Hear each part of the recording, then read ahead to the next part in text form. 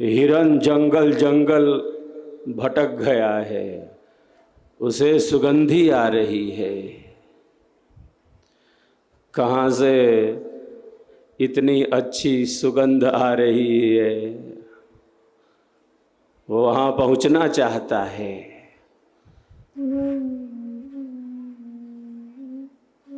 जरा देख लूं, जरा जान लो, जरा अनुभव कर लो।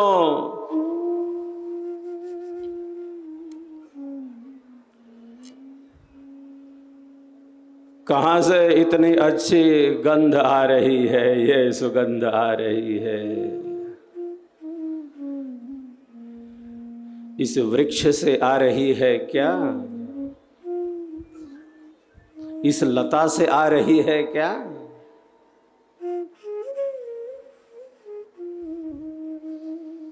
इस औषधि की ये इतनी अच्छी गंध है क्या? जरा जरा ढूंढ लो, जरा जान लो, जरा देख लो, जरा अनुभव कर लो। वो ढूंढता जा रहा है, जंगल जंगल की खाक छानता जा रहा है।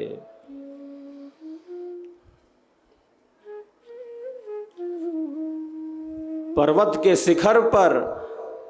के शिखर पर जो जलप्रपात है, जो जल का झरना है, वहाँ जो वृक्ष हैं, वहाँ जो लताएं हैं,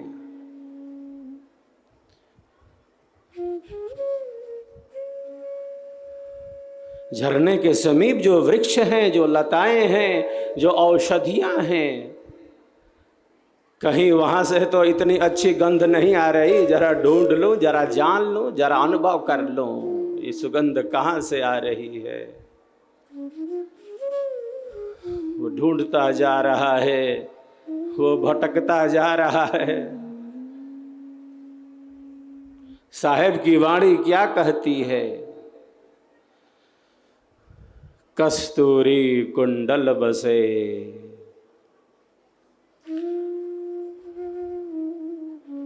कस्तूरी कुंडल बसे, मृग ढूंढे वन माही।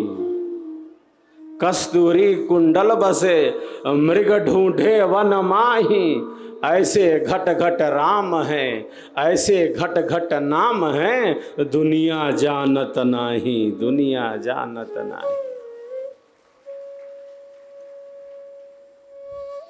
यह जो सुगंध है कस्तूरी की, वो कहीं बाहर से आ रही है क्या?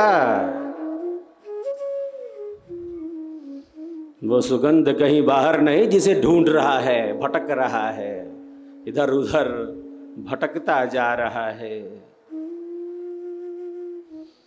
यह गंध, यह सुगंध कस्तूरी की उसी के शरीर में ही तो निहित है, उसी की नाभि में ही स्थित है, जिसे वो बाहर ढूंढता जा रहा है, भटकता जा रहा है। स्वयं का बोध नहीं, स्वयं का ज्ञान नहीं, यही तो हमारे भटकाव का कारण है, हमारे दुख का कारण है। स्वरवेद की वाणी कहती है, दुख कारण अज्ञान है। हमारे दुखों का कारण हमारा अज्ञान ही तो है। स्वरवेद के आध्यात्मिक ज्ञान से, ब्रह्म विद्या के विमल ज्ञान से ही हमारा अज्ञान नष्ट होता है और हम ज्ञान के वास्तविक प्रकाश में अपने जीवन का विकास करते हैं। हम सबके भीतर वही शक्ति है। एक मूर्तिकार जो मूर्ति बना रहा है, अन्य व्यक्ति देखना चाहता है कि मूर्तिकार मूर्ति कैसे बनाता है, बना रहा है।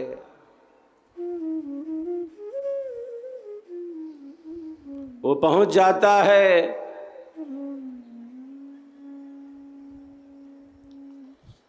मूर्तिकार के पास, जरा देखें कैसा बना रहा है। मूर्तिकारी है मूर्ति, मैं मूर्ति बनते हुए देखना चाहता हूँ। पहुंच जाता है।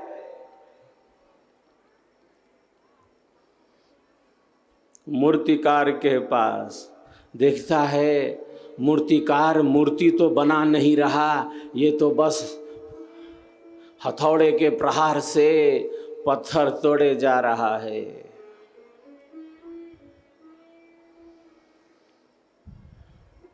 आप मूर्ति कब बनाओगे?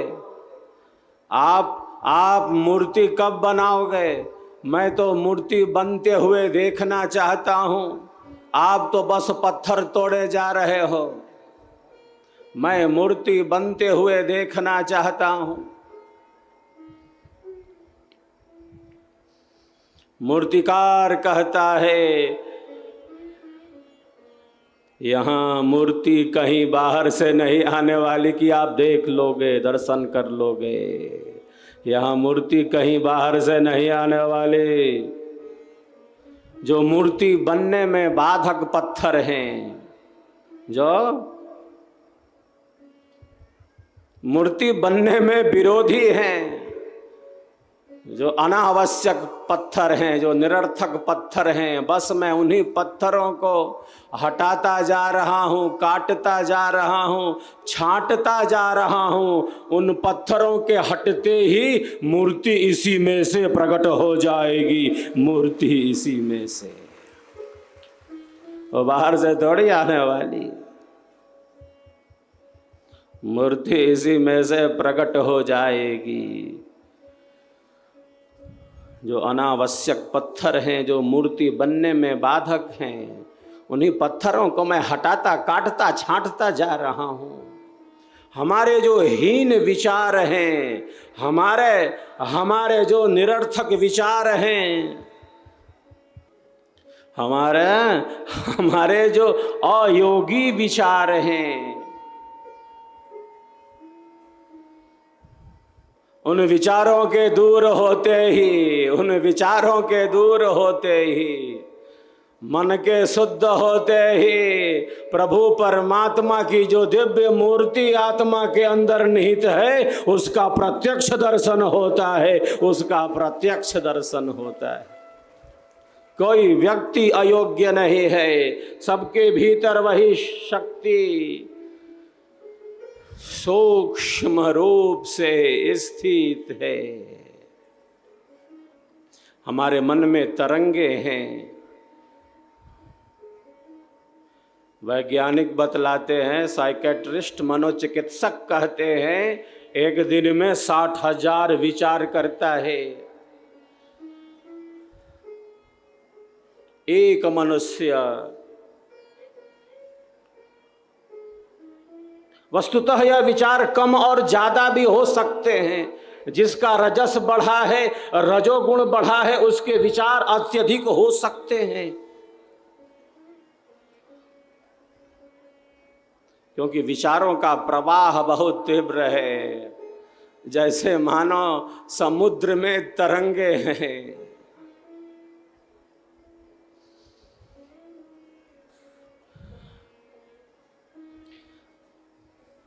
कई बार समुद्र के ऊपरी भाग में कितनी तरंगे तीव्रता से उठने लगती हैं। समुद्र में ज्वार आ गया है। समीपवर्ती क्षेत्र खाली कराए जा रहे हैं। चलो सुरक्षित स्थान पर, समुद्र में ज्वार आ गया है। समुद्र के ऊपरी भाग पर तरंगे आपस में लड़ रही हैं।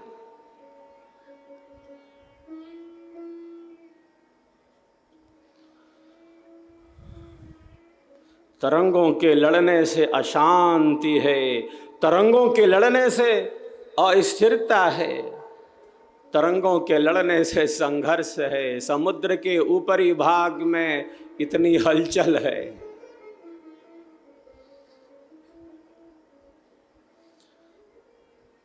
क्योंकि तरंगे आपस में लड़ रही हैं, मैं तू यह वह,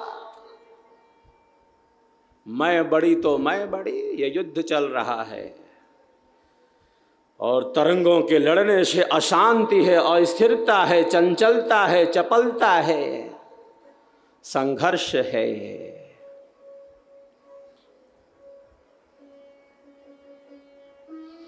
ये तरंगे पास खड़े पर्वत से जा टकराती हैं, तरंगे वापस लौट आती हैं।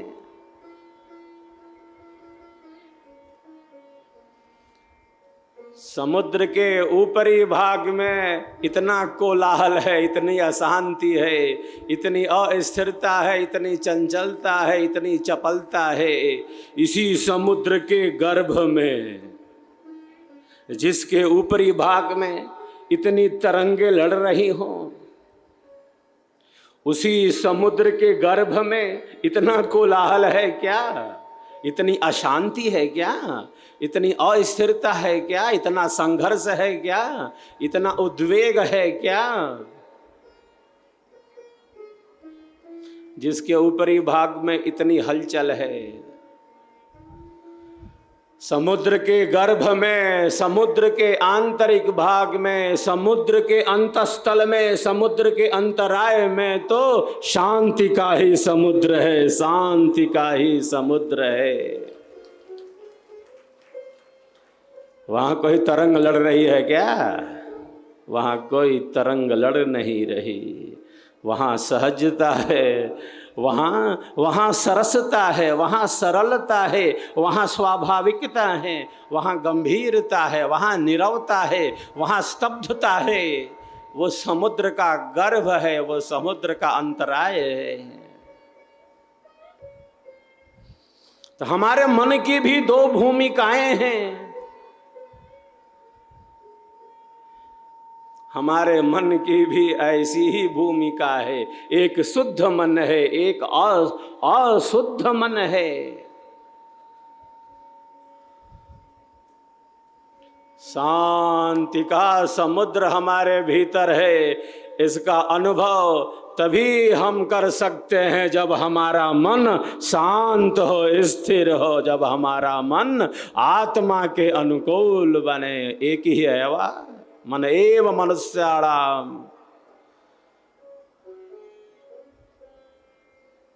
कारणम बंध मोक्षयो हो, वही एक है जो हमारे बंधन का कारण है। वही एक है जो हमारे दुखों का कारण है, और केवल दुखों का ही कारण नहीं, केवल बंधन का ही कारण नहीं, वह मन हमारे परम कल्याण का साधन हो जाता है, परम कल्याण का साधन हो सकता है।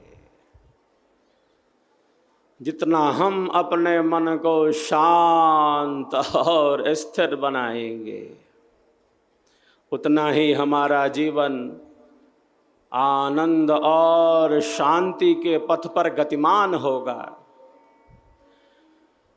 ईश्वर ने अंतःकरण के रूप में हमें बड़ी शक्ति दी है। सबके भीतर वही शक्ति सूक्ष्म रूप से स्थित है।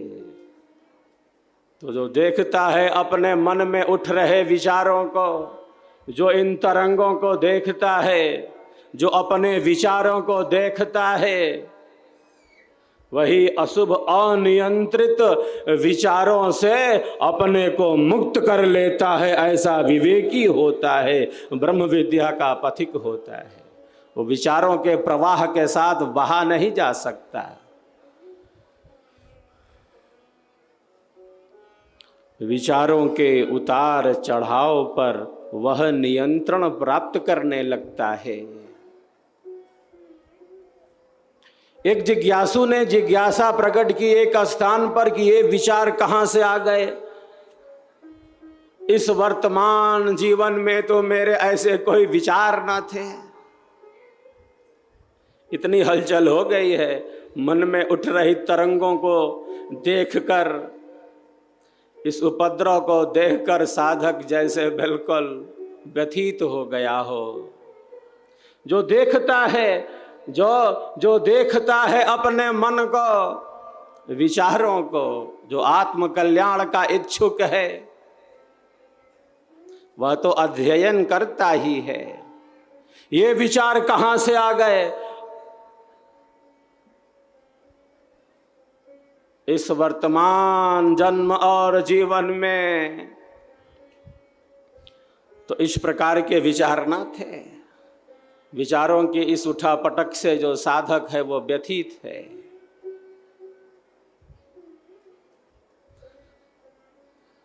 तो इन तरंगों का संबंध, इन विचारों का संबंध केवल इस जन्म और जीवन से नहीं है। विचारों की ये जो श्रृंखला है ये पूर्व के अनेक जन्मों से संबंधित हैं। सबके संस्कार हैं जो शुद्ध अशुद्ध रूप से, शुभ अशुभ रूप से हमारे चित्त में सूक्ष्म रूप से दबे भरे पड़े हैं। बहुत बार अनियंत्रित विचार भी सामने आ जाते हैं। साधक घबराए ना, हताश ना हो, निराश ना हो, व्यग्र ना हो। वह तो बस सेवा, सत्संग और साधना के ही प्रकाश में आगे बढ़ता रहे। विचारों के इस बंधन से वह मुक्त हो जाता है, अयोगी विचारों के इस बंधन से।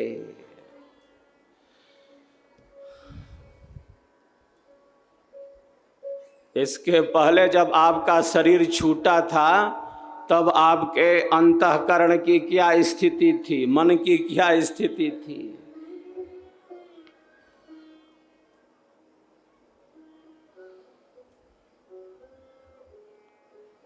चित्त की क्या स्थिति थी?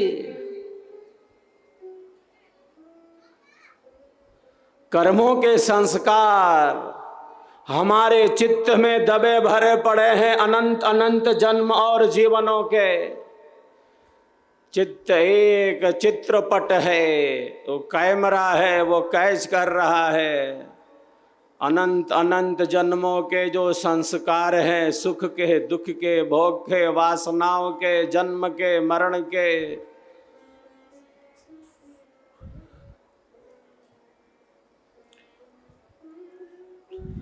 वो सारे संस्कार निहित हैं भीतर।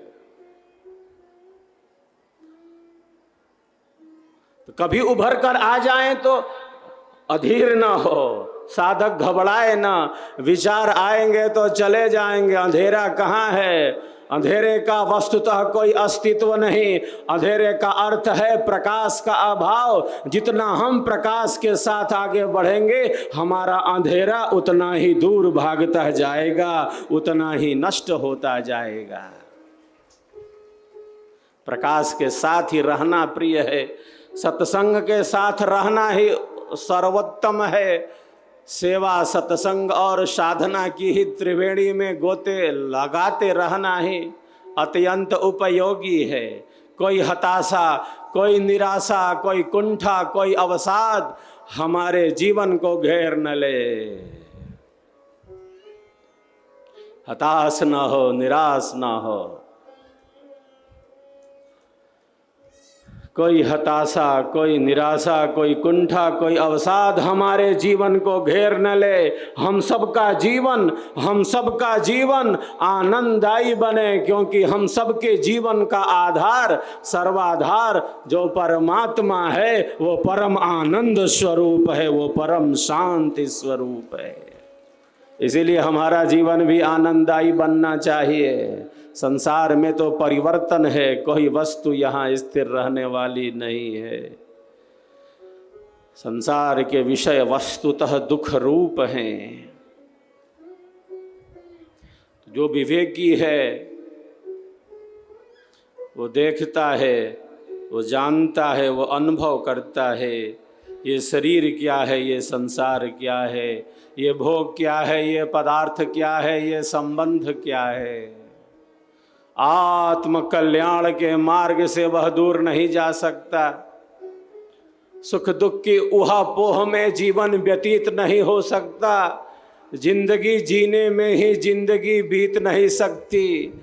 जीवन जीने में ही जीवन चला नहीं जा सकता, बल्कि ये जीवन है क्या, इसी का तो अनुभव कर लेता है एक साधक, एक विहंगम योगी, एक ब्रह्म विद्या का पथिक।